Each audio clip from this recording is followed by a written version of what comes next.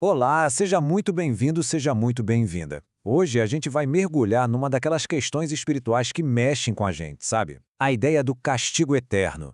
Tudo isso sob a ótica espírita, aquela que foi codificada por Allan Kardec. E a pergunta que vai guiar toda a nossa conversa é bem direta. Será que a punição divina dura para sempre mesmo? Olha, essa é uma pergunta que realmente desafia muitas crenças que a gente conhece, né? E com certeza convida a gente a pensar um pouco mais a fundo.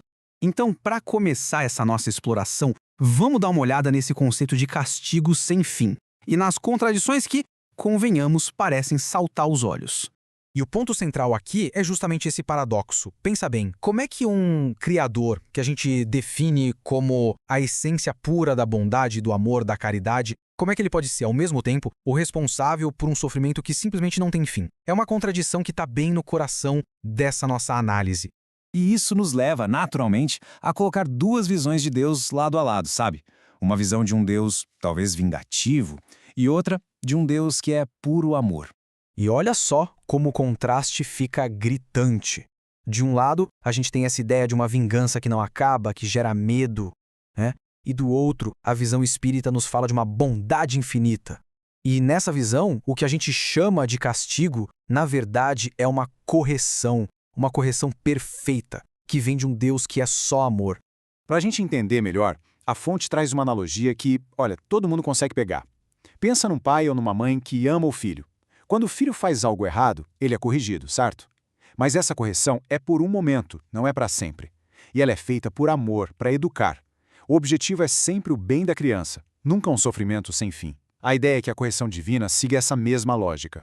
E aí a fonte joga essa pergunta no ar, que é para a gente pensar mesmo.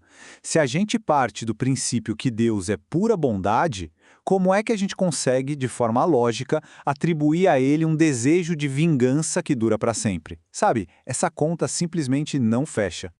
Certo.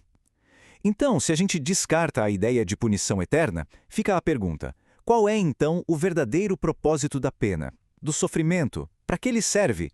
Bom, nessa perspectiva, a pena deixa de ser um castigo e se torna um processo.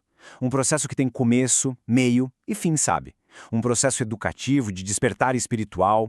O objetivo, então, não é causar dor por causar, mas sim nos ajudar a descobrir e a florescer os valores bons que já estão ali, dentro da gente. Claro, a gente sabe que nem sempre é fácil entender o porquê das coisas na nossa vida, né? Tem hora que a gente fica confuso. A fonte sabe disso e por isso nos dá uma luz, uma orientação para esses momentos de dúvida. E essa orientação vem direto das palavras do apóstolo Paulo. Ele diz que, quando o barulho lá fora é muito grande, quando as interpretações não estão claras, o melhor caminho talvez seja o silêncio, olhar para dentro. Ou seja, a interpretação aqui é que, em vez de ficar procurando resposta em todo canto, a gente deve se voltar para dentro, para esse templo interno do coração. E ali, em oração, a gente se comunica direto com Deus, com confiança de que a clareza vai chegar. E para reforçar essa ideia de que tudo é passageiro, que as provações são temporárias, a fonte nos lembra das palavras de Jesus. A salvação, então, não seria não ter problemas, mas sim perseverar, continuar caminhando através deles com a certeza de que eles vão ter um fim. Ok, com toda essa base, vamos para a parte mais prática, né? Como é que a gente vive com esse entendimento no nosso dia a dia? A fonte mostra que houve uma grande evolução no pensamento religioso. Pensa só, no passado o foco era total no medo. Medo do que vinha depois da morte, medo da tortura, o que infelizmente acabou virando violência aqui na Terra mesmo, como nas cruzadas e na Inquisição. Já hoje, o progresso teológico nos permite uma virada de chave. O foco agora é na esperança, na nossa evolução e na certeza de que o bem é o destino final de todo mundo. E para a gente conseguir alinhar a nossa vida com essa visão mais cheia de esperança, a orientação é bem prática, é quase uma receita. Esquecer o mal para ele ir perdendo a força no mundo. Se ancorar em Jesus como essa fonte de bem e amor. Cuidar do nosso próprio karma, da nossa evolução. E, claro, focar no que é bom, no que é feliz. A ideia é que a gente crie, ativamente, uma realidade melhor para a gente e para quem está em volta. E essa metáfora que a gente vê agora é simplesmente linda e resume tudo.